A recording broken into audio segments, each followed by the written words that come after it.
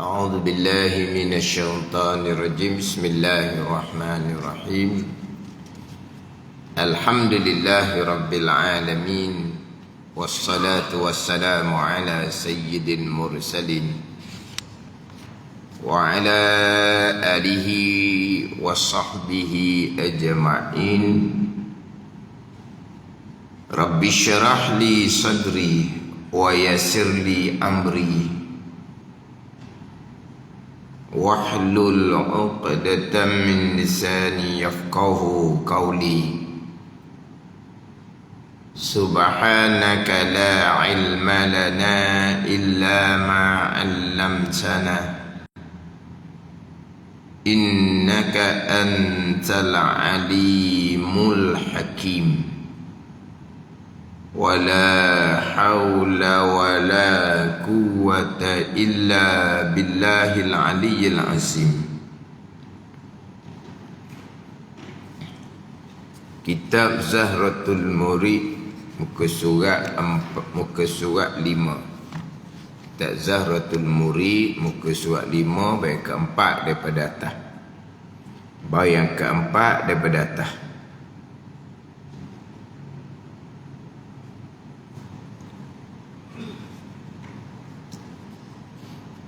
قال المؤلف رحمه الله تعالى ونفعنا بعلومه آمين. Kemudian datang yang ke-8. Bertanya ia yang ke-8 seperti yang dahulu. Kemudian datang yang ke-8, daripada 10 orang-orang besar daripada kalangan Khawarij. Bertanya ia yang ke-8 daripada 10 ni seperti yang dahulu, seperti pertanyaan yang pertama, yang kedua sampai yang ke-7 lah. Apa seperti yang dahulu ni? Soalan dia satu saja. Ilmu itu afdalkah ataupun harta yang afdal? Itu je soalan dia nya. Di 10 orang besar-besar daripada Khawarij ni, mereka bertanya pada Sa'di karamallahu wajhah dengan satu soalan. Kalau jawab dengan satu soalan, mari tanya 10 orang dengan satu soalan yang sama. Kalau jawapan tu sama je, di mana hak Nabi sallallahu alaihi wasallam bersabda, Sayyidina Ali tu pintu gedung ilmu. Sayyidina Ali pintu gedung ilmu. Nabi ni ana khazanatul ilmi wa aliyun babuha. Aku pembendahara ilmu. Mana Nabi ni gedung tempat simpan ilmu wahyu daripada Allah. Dan Ali, Sayyidina Ali karamallahu wajhah, itu pintunya, pintu pada gedung ilmu. Yang gedung ilmu tu Nabi sallallahu alaihi wasallam. Jadi kalaulah Sayyidina Ali ni pemegang kunci gedung ilmu, kalau 10 orang ni tanya satu soalan, jawapan hak sama, dah betul lah macam Nabi kata tu. Jadi nyata jelas satu soalan yang sama, 10 yang bertanya, Sayyidina Ali karamallahu wajhah keluar 10 jawapan. Ni kedudukan ilmu Sayyidina Ali karamallahu wajhah yang ditolak oleh puak Khawarij. Puak Khawarij yang sesat ni, Sayyidina Ali pun dia kata salah. Puak Khawarij ni puak jahil. Jadi kalau puak jahil zaman sekarang tolak alim ulama, pelik apa? Sayyidina Ali karamallahu wajhah, yang mana Sayyidina Ali ni pintu gedung ilmu Nabi. Sayyidina Ali pintu dia. Khawarij boleh tolak. Sayyidina Ali karamallahu wajhah ni kita maklumlah wajib syurga Allah subhanahu wa ta'ala. Khulafaur Rasyidin yang keempat, Sayyidina Ali ni. Ada ni. Tinggi kedudukan di sisi Nabi sallallahu alaihi wasallam. Khawarij boleh tolak. Orang jahil boleh tolak lagi. Jadi macam sekarang orang jahil dan Nabi boleh tolak alim ulama, tak sudah pelik lah. Kalau sana Ali pun Khawarij boleh tolak. Jadi dia pun datang tanya Sayyidina Ali dengan satu soalan. Ilmu afdalkah ataupun hati lebih afdal? Ajak ni soalan seperti yang dahulu ni. Bertanya ia yang ke-8 seperti yang dahulu, soalan yang dahulu lah. Ilmu afdalkah ataupun harta? Mana afdal? Bukan harta ditolak. Ilmu ataupun harta, mana yang afdal, mana yang celaka. Bukan gitu. Ilmu afdal, harta celaka. Dah. Mana afdal antara ilmu dan harta? Agama tidak menolak harta. Bukan sebelum ni lah. Di antara syarat untuk dapat ilmu adalah cukup belanja, kena ada harta. Nak belajar agama kena ada harta. Tak ada perbelanjaan, tak boleh belajar. Duk pondok, tak ada duit, tak boleh belajar. Ada ni. Boleh tengok ni, saya boleh tengok depan mata lah. Hak nak belajar sungguh-sungguh, keluarga tentang habis-habisan. Macam belajar pondok ni, belajar ajaran sesat. Siapa ke takwi belanja, siapa kepesan kepada abang-abang pada anak dia tu, anak dia besar-besar, jangan mu tolong adik kamu. Oh, gitu. Mak pak tak tolong dah. Pesan ke anak dia besar-besar, jangan mu tolong adikmu. Nak belajar pondok tentang sungguh macam ajaran sesat pondok ni. Gelap masa depan. Iyalah dia gelap masa depan dia. Masalah kamunya dia nak belajar agama. Tak beri belanja. Budak tu betul-betul cerdik. Sekolah pun cerdik. Nak belajar sungguh-sungguh. Tak ada belanja. Terhenti tengah jalan. Betul ya? Mula-mula kerja. Lama-lama tak boleh nak belajar dah lah. Bila kerja. Atau nampak je lah. Kaitan antara ilmu dengan harta. Cuma antara ilmu harta mana afdal? Kemudian kalau ada ilmu, dengan ilmulah dia gunakan harta. Harta jadi akhirat belaka. Harta jadi akhirat belaka. Tapi kalau harta banyak, ilmu tak ada, harta akan jadi dunia belaka. Walaupun harta itu digunakan untuk rupa akhirat sekalipun. Ilmu satu, harta satu. Berilmu, dengan ilmulah didapat gunakan harta dia kok jalan akhirat. Tapi kalau ilmu tak ada, harta banyak sekalipun, harta jadi barang dunia semata-mata. Walaupun harta itu rupa zahirnya digunakan untuk akhirat. Harta dia digunakan untuk infak. Buat masjid, dialah infak yang paling banyak. Buat pondok, dialah infak yang paling banyak. Tapi ilmu dia tak belajar. Pegangan salah. Semebang tak betul. Jadi infak tu tak ada nilai sikit habuk pun akhiratnya. Jadi dunia dipanggil pemurah. Ada ni. Dia ramai yang dermawan seumpama ni. Ramai dermawan seumpama ni. Dermawan sungguh-sungguh. Tapi malang dia tak mau belajar fardu ain tauhid, fiqh, tasawuf. Kuliah masjid dia tidak pernah hadiri. Tapi kalau masjid nak duit, cari dialah nombor satu, boleh selalu stokor diberi. Panggil tak stokor? Panggil tak stokor? Stokor apa? Stokor lah apa stokor? Panggil apa stokor? Ya? Banyaklah banyak. Oh, kalau masjid tak buat apa-apa, cari dia kan. Dermawan sungguh. Duit banyak semua orang. Hak duit banyak tak semestinya dermawan. Hak duit banyak tak semestinya dermawan. Kan tidak ni, duit banyak dermawan. Masjid tak buat apa-apa, cari dia dulu. Dia kahwin banyak. Tapi kalau masjid buat kuliah apa, dia tak pernah datang. Tapi kalau masjid buat maulud, dia duduk depan sekali. Kalau masjid buat program ceramah umum, dia duduk depan sekali. Dia kena jadi orang keutamaan. Sebab dia derma yang paling banyak. Sebab dia derma paling banyak. Kalau masjid buat maulud, berzanji marhaban, dia duduk depan sekali. Kalau masjid buat ceramah, dia duduk depan sekali. Program panggil orang-orang besar, dia duduk depan sekali. Program pada ain, tak pernah mari pun. Ini ada seumpama ni. Ada orang memang kaya sungguh. Dia memang dermawan, kata gini, pesan ke dia sudah belajar. Jangan dermawan saja. Jangan dermawan saja. Akidah kena betul.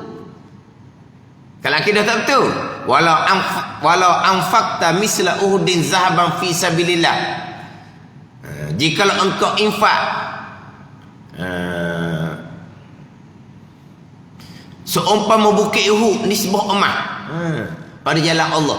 Infak seumpama bukit Uhud besarnya nisbah emas. Bukan infak batu, bukan infak tanah. Infak batu, infak tanah sebesar bukit Uhud. Kalau nak bina tapak masjid, besar dah pahala tu. Jadi masjid, contoh masjid ni tempat yang rendah. Kalau dia infak umpama bukit Uhud, batu dia, tanah dia, biar dia kata besar dah pahala. Dah. Bukan batu, bukan tanah. Emas sebesar bukit Uhud. Fi sabilillah. Tidak akan diterima oleh Allah. Nabi kata, sehingga engkau beriman dengan qada dan qadar Allah Subhanahu wa taala. Yang nyata sekarang qada qadar lah yang banyak kufur. Yang banyak kufuri adalah qada qadar, tidak diimani. Yang banyak dikufuri qada dan qadar. Kalau infak umpama bukit Uhud nisbah emas sekalipun, Allah tak akan terima. Kalau emas sebesar bukit Uhud tu jutaan bilion dah wali nilai dia. Dah tuan tak akan terima. Jadi ilmu afdal, ilmu permulaan. Berilmu harta akan digunakan untuk akhirat. Maka jawab Sayyidina Ali karramallahu wajhah, ilmu afdal daripada harta. Jawapan yang sama. Kerana elah ni, kerana ni, sebab dia ni hak berbeza. Jawapan ni sama je. Ilmu, harta, mana afdal? Ilmu afdal. Kerana apa? Sebab apa? Ada hak berbeza.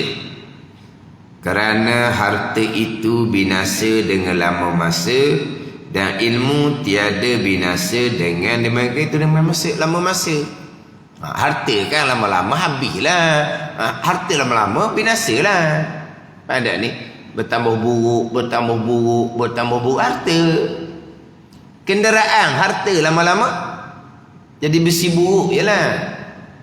Tapi kalau ilmu tak binasa. Ilmu tak binasa. Ilmu yang jadi binasa ni kalau tidak diamalkan. Ilmu yang diamalkan, ilmu yang diajar, lagilah kemah ilmu yang kita amal, kemah ilmu yang kita ajar. Ilmu boleh jadi binasa juga lama masa. Amalnya tidak, mengajarnya tidak, hilang juga. Hilang diingatan lah. Tapi buka kitab semula, barang tu akan jadi kilat balik. Ilmu tidak diamalkan, bukan ilmu semua diamalkan. Ada ilmu yang tidak diamalkan. Orang yang belajar ilmu ba'aji, dia tak pergi Mekah-Mekah pun bila dia amalnya. Ilmu bak zakat, dia tak ada zakat. Udah zakat ternakan, zakat pertanian, zakat galian. Lepas tu dia tak ada berlaku waktu tu, tidak diamalkan. Boleh jadi karat juga. Tapi karat pun apabila sampai masa nak pergi Mekah, buka kitab, telaah balik kitab, akan kilat semula. Kenapa jadi karat? Sebab tidak mengajar orang, dan dia sendiri pun tidak beramal sebab tak pergi Mekah. Tapi akan jadi kilat balik. Dia dalam ilmu agama ni, walaupun kemudian tu seperti tak pandai, sebab kita tak pernah amal, bila kita baca semula, mutalaah balik, jadi dia terbuka balik ilmu tu seolah-olah kita baru belajar. Tu barakah. Kita belajar guru, barakah di kitulah. Sebab kita belajar tu dengan guru. Tapi oleh kerana kita tidak beramal, tak pergi Mekah, tak nak ngajar pula bab zakat, bab haji tak ngajar.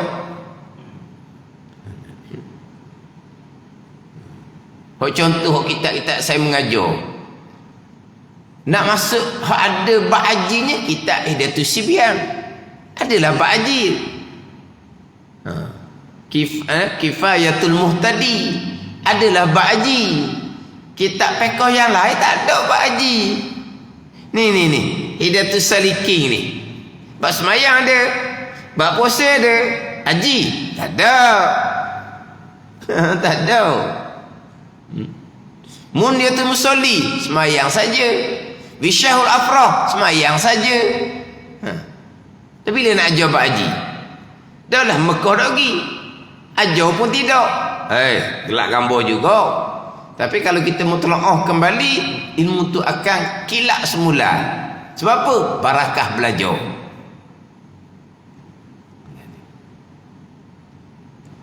Jadi ilmu ni beramal, mengajar, lama mana pun ilmu tak akan binasa. Harta lama-lama akan binasa.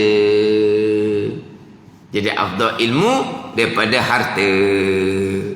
Kemudian datang yang ke-9 daripada 10 ni. Bertanya ia yang 9 seperti yang dahulu.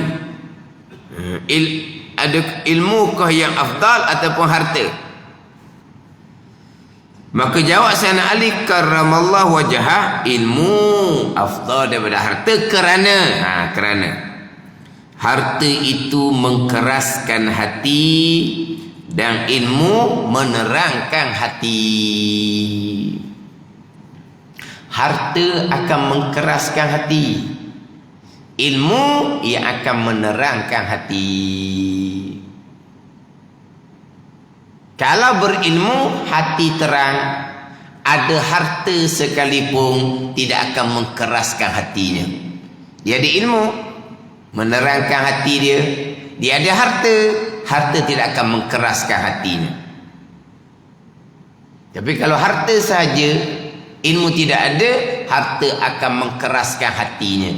Dengan harta dia jadi sombong, dengan harta dia jadi payah nak belajar, dengan harta dia payah nak semayang. Ni. Tapi kalau ada ilmu yang menerangkan hati, walaupun ada harta, harta tidak akan mengkeraskan hati. Ilmu mana yang menerangkan hati?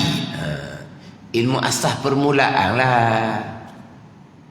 Ilmu akidah, ilmu fiqh ibadat semayang, ilmu bicara bab hati tasawuf, ini akan menerangkan hati.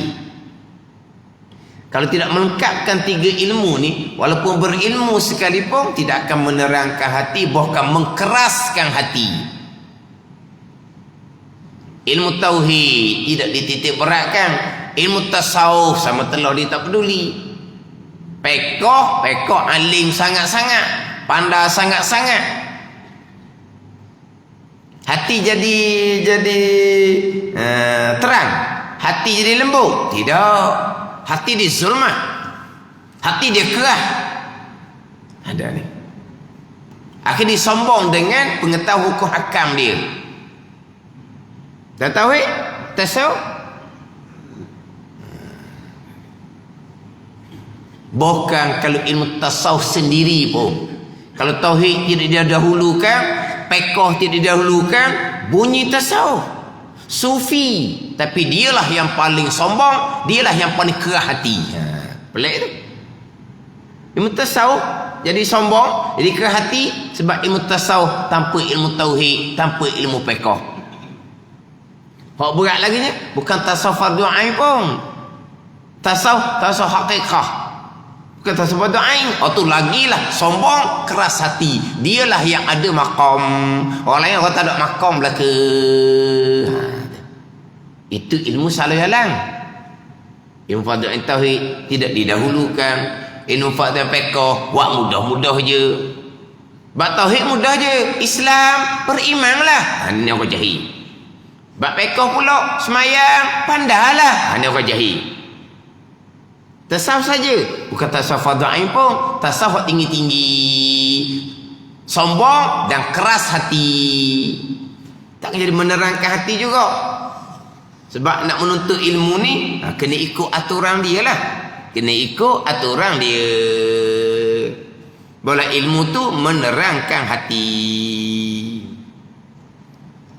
Pelik jadinya. Oh tasawuf. Tapi dia lah paling payah sekali. Paling suka angkat diri. Maqam. Tinggi dianya. Tengok orang dengan ekor mata dia. Ni orang-orang tak ada maqam ni. Orang sebab Tuhan belaka ni. Terhijab dengan ilmu belaka ni. Terhijab dengan ilmu orang ramai ni. Siapa yang tidak terhijab, tidak terdinding, dialah. Allah dakwa diri. Tasawuf ke gitu? Ada, itu sesat. Itu golongan yang sesat. Ni orang duk belajar tauhid, terhijab dengan ilmu. Orang duk belajar bab fiqh, terhijab dengan ilmu. Dakwa diri, aku diri pandai, aku diri beramal.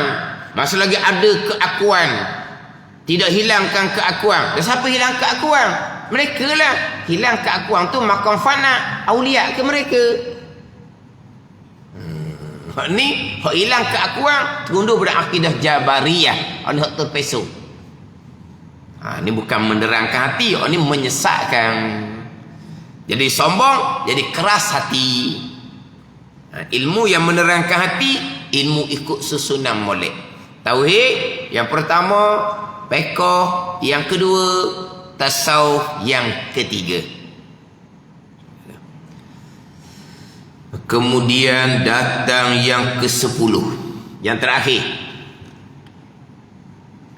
Dan kata ia ilmu afdal atau harta. Dia yang ke-10 ya. Didatangkan soalan semula. Sama je ni sebenarnya. Yang kedua sampai yang ke-9 sama je lah. Cuma tidak dinyatakan soal apa. Yang ke-10 ni barulah cerita semula. Kemudian datang ke-10 daripada 10 orang besar ke Khawarij.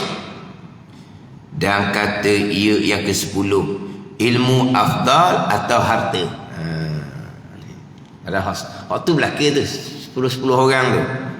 Maka jawab Sayyidina Ali karamallahu wajhah, ilmu afdal daripada harta, kerana ampunya harta mendakwa akan ketuhanan dan ampunya ilmu mendakwa ia akan kehambaan. Harta semata-mata ada ni tanpa ilmu mendakwa akan ketuhanan. Dakwa diri Tuhan, bukan dikata di Tuhan. Korong budak kata di Tuhan. Hak kata Tuhan Firaun. Firaun hak dakwa Tuhan. Korong budak dakwa di Tuhan. Dan ni mendakwa akan ketuhanan seolah-olah dia itu Tuhan lah. Mana mendakwa ketuhanan dengan kesombongan dia. Sebab kibriya, kesombongan itu sifat ketinggian bagi Allah. Itu sifat ketinggian bagi Allah. Orang yang kaya dengan harta jadi sombong, Tuhanlah dianya. Kan dia cakap sedap kan? Oh, kau dak kena aku. Kebuluh lama dah mung tu. Oh, kau sedap dia cakap. Dia hina sungguh orang-orang bawahan. Dia hina orang bawahan. Apa? Dia nyek, dia pijak orang bawahan. Akulah dengan kesombongan. Aku yang makan kemung tu. Kan akulah. Jadi dia nak orang tu supaya tunduk kepada dia, ikut apa yang dia kata. Tuhanlah gitunya. Yang diperintah tunduk turut kepada Allah Ta'ala. Kalau dia memerintahkan orang bawahan dia, tunduk ke dia, ikut arahan dia. Betul tak betul hukum syarak tersebut kira Tuhan lah. Bukan Tuhan ni seolah-olah Tuhan. Kalau dia ngaku Tuhan, kafir lalu dah. Hak ni kesombongan dia dengan kekayaan harta dia. Dia tak jadi kafir hak ni. Bukan jadi kafir. Mengaku Tuhan, dakwa Tuhan, memang kafir lah benda laginya. Tak ada orang dakwa Tuhan dah. Dulu bukan ada lama nak naik mahkamah tu. Hak dakwa Tuhan tu ada kan dulu. Dia dakwa Tuhan ke mana? Akhirnya Tuhan kena angin. Akhirnya Tuhan duduk atas kursi tolong. Akhirnya mati Tuhan. Ada pula tu kan ikut Tuhan kena penyakit angin. Dia mahkamah duduk atas kursi tolong. Akhirnya mati Tuhan. Ada juga bukan dia ngaku Tuhan. Ni bukan dia kaku di Tuhan. Dengan harta kekayaan dia berlagak seperti dia Tuhan. Tangan dia belaka. Orang kena sembah ke dia. Sembah ni bukan sembah rokok sujud, bukan. Sembah lah. Apabila sembah, kena menghambakan diri kepada dia. Tuhan tu.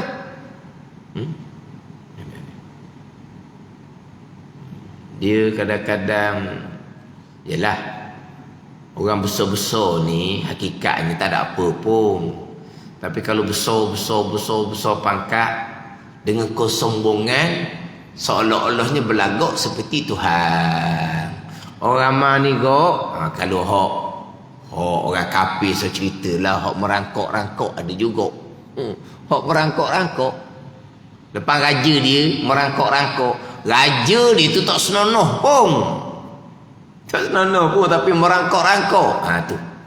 Tu orang agama kafir. Orang Islam gitulah. Maknanya walaupun kita besar mana pangkat, kita tetap hamba yang hina. Jangan berlagak sama dengan pangkat seolah seperti kita Tuhan. Tapi tak kata dia Tuhan. Lagak kesombongan seperti Tuhan. Tak ada tawadak, tak ada. Tak boleh. Dia kena menghambakan diri, mengabdikan diri, kena ikut kata dia. Hukum hakam agama, belakang kira. Tu seperti Tuhan tu. Bukan mengaku Tuhan, jadi seolah seperti Tuhan. Orang seumpama inilah pada masyar akan dipijak-pijak oleh sekalian makhluk Allah Subhanahu wa ta'ala. Dan ampunya ilmu mendakwa akan kehambaan. Kita ada ilmu, kita kenal diri kita sebagai hamba. Hamba yang lemah, hamba yang hina. Ini kita hamba yang lemah, yang hina. Tapi kalau berilmu, lebih meninggi diri, membesar diri, itu bukan mendakwa diri kehambaan. Itu jadi macam sifat Tuhan pula jadinya. Ilmu yang ada pada diri hanyalah kurniaan daripada Allah Subhanahu wa ta'ala. Kata Sayyidina Ali karramallahu wajhah, jikalau bertanya mereka itu khawarij tadi, akan daku pada masalah ini, ilmu afdal ataupun harta, nescaya aku ni Sayyidina karramallahu wajhah jawab dengan jawab yang berlain-lainan selama hidupku. Tanyalah. Selama hidup aku boleh jawab dengan jawapan yang berlainan. Tu baru 10 orang. Kalau 100 orang, tanyalah. Mana apa ni? Pas nak atau seorang. Hari-hari you masa nak Ali karramallahu wajhah tanya soalan yang sama. Saya nak kata, aku niscaya aku jawab dengan jawab yang berlain-lainan. Kemudian maka datang mereka itu masuk Islam sekaliannya. Khawarij daripada kalangan Yahudi tadi. Dan sangatlah banyak, habis cerita Sayyidina Ali, dan sangatlah banyak dalil daripada Quran dan hadis menunjukkan atas kelebihan ilmu dan ulama. Banyaklah Quran dan hadis. Ayat mana mudah? Syahidallahu annahu la ilaha illa huwa wal malaikatu wa ulul ilmi qa'iman bil qisas. Itu cukup dah. Ni. Nak saksi oleh Allah Ta'ala akan bahawasanya tiada Tuhan melainkan Allah, dan nak saksi oleh malaikat akan bahawasanya tiada Tuhan melainkan Allah, nak saksi oleh mereka yang mempunyai ilmu akan bahawasanya tiada Tuhan melainkan Allah yang mentadbir alam dengan keadilan, qa'iman bil qist, Tuhan yang mentadbir alam dengan keadilan. Tengok, Allah, malaikat, ulul ilmi, orang yang mempunyai ilmu. Kalau ayat Quran banyak sangatlah. Hak tu sudah memada. Hak tu kita baca dalam wirid sembahyang. Kelebihan syahadallah adalah mengkejakkan iman.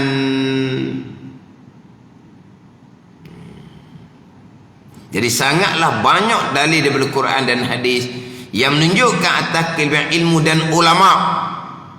Dan yang terlebih afdal daripada segala ilmu itu ilmu usuluddin.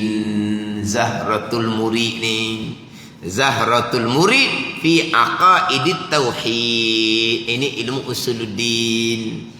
Ilmu yang paling afdal ilmu usuluddin. Kerana dengan dialah, dengan ilmu usuluddin, dapat mengenal akan Allah Subhanahu wa ta'ala. Dan dengan dialah, dengan ilmu usuluddin, sah ibadah kita kepadanya, kepada Allah Ta'ala. Nak sah semayang bukan comel pekoh saja. Nak sah semayang bukan comel pekoh saja. Memanglah nak sah semayang pekoh kena comel, taharah kena comel. Tapi syarat sah semayang pertama Islam, Islam yang beriman, Islam yang berakidah, Islam yang ada usuluddin, Islam yang bertauhid. Itu syarat sah sembahyang yang pertama. Syarat sah wuduk yang pertama. Syarat sah mandi wajib yang pertama. Syarat sah puasa, zakat, haji pertama. Islam, Islam bil fa'li, Islam hak sungguti, Islam yang beriman, Islam yang ada akidah, Islam yang ada usuluddin. Barulah sah sembahyang, barulah sah wuduk, barulah sah mandi wajib. Ada ni. Dan dengan dia lah, dengan usuluddin, sah ibadah kita kepadanya. Tengok ke nak sah semayang pekoh saja. Nak sah semayang tauhid dan pekoh. Nak diterima semayang tasawuf, keikhlasan. Nak sah semayang, kita cerita semayang lah. Ibadat-ibadat lain samalah. Nak sah puasa, nak sah zakat, nak sah haji, pergi Mekah tu. Nak sah haji, tauhid dan pekoh haji. Tauhid dan pekoh akidah kena betul. Akidah salah, pekoh haji betul, tak sah haji. Akidah salah kafir ijma' ulama, haji kena qada semula. Sah dah. Pandai ni? Sah dah semayang, sah dah haji dengan tauhid dan pekoh. Nak supaya diterima oleh Allah tasawuf. Semayang kena ikhlas, haji kena ikhlas, diterima oleh Allah Subhanahu wa ta'ala. Dia ada syarat sah, dia ada syarat qabul, syarat diterima. Syarat sah tauhid dan pekoh. Ingat balik dalam kitab ni. Dan dengan dialah, dengan ilmu usuluddin, sah ibadah kita kepadanya, kepada Allah Subhanahu wa ta'ala. Kitab ni kitab usuluddin, kitab akidah. Ketahui olehmu, hei orang yang berkehendak kemenangan dunia dan akhirah, bahawasanya awal-awal permulaan yang wajib atas mukallaf itu mengenal akan Allah. Seperti sabda Nabi sallallahu alaihi wasallam, awaluddin ma'rifatullah. Arti awaluddin ma'rifatullah, pertama-tama mula-mula yang wajib atas mukallaf pada pujang agama itu mengenal akan Allah Subhanahu wa ta'ala, kerana tiada sah ibadah seseorang melainkan daripada mengetahui akan Tuhan yang diibadah akan dia dahulu. Nak sah ibadah kena ada ma'rifatullah. Nak sah ibadah kena lengkap aqaidul iman yang 50, mengenal Allah, mengenal Rasul. Di sini mengenal Allah, tak ada cerita mengenal Rasul. Kita nak mengenal Allah, jalan mana? Jalan Rasul. Rasul yang menyampaikan. Jadi permulaan agama mengenal Allah, yang bawa pada mengenal Allah Rasul, mengenal Allah dan mengenal Rasul, mengetahui dan berpegang secara tafsil aqaidul iman yang 50. Aqaidul 50 ada dalam kitab ni, dalam kitab Zahratul Murid. Wallahu a'lam.